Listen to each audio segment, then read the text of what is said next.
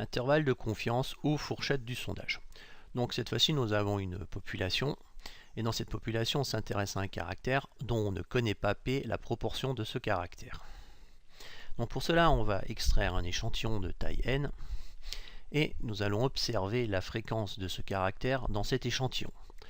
Or, nous savons que cette fréquence est relativement proche de la proportion P que nous ne connaissons pas. Donc à partir de là, nous allons énoncer une propriété, soit f la fréquence d'un caractère dans un échantillon de taille n, extrait d'une population dans laquelle la proportion de ce caractère est P.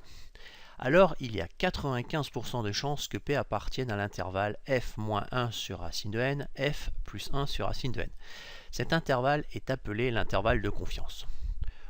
On va illustrer cette propriété sur un exemple. Alors souvent, on utilise des sondages lors d'élections. Donc voici l'énoncé. Donc lors d'une élection entre deux candidats A et B, on réalise un sondage sur 625 personnes, dont 325 affirment voter pour le candidat A. Estimez la proportion de la population qui va voter pour le candidat A. Donc on va déjà analyser l'énoncé. Donc il y a une première donnée qui est ce 625 qui correspond à la taille de l'échantillon, et le 325 qui va nous permettre de calculer l'effectif, enfin la fréquence de gens qui vont voter pour le candidat A.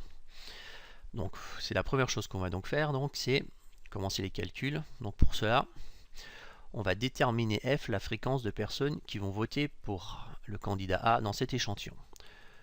Donc on sait que f est égal à l'effectif divisé par l'effectif total, donc ici 325 divisé par 625, et on obtient donc 0,52, c'est-à-dire que 52% des personnes sondées ont décidé de voter pour le candidat A.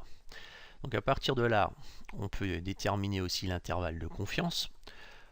On va appliquer la formule du cours, c'est-à-dire f moins 1 sur racine de n et f plus 1 sur racine de n. Donc il suffit de remplacer f par ce qu'on vient de trouver, donc 0,52, et n par 625, l'effectif total. On calcule et on obtient donc que l'intervalle va de 0,48 à 0,56. Conclusion, donc on peut estimer la proportion de la population qui va voter pour le candidat A entre 48% et 56%. Alors si on analyse un petit peu ces résultats, on voit que tous les résultats qui vont de 48% à 50%, on va dire que le candidat va perdre les élections. Par contre, tout ce qui va de 50 à 56%, il va les gagner.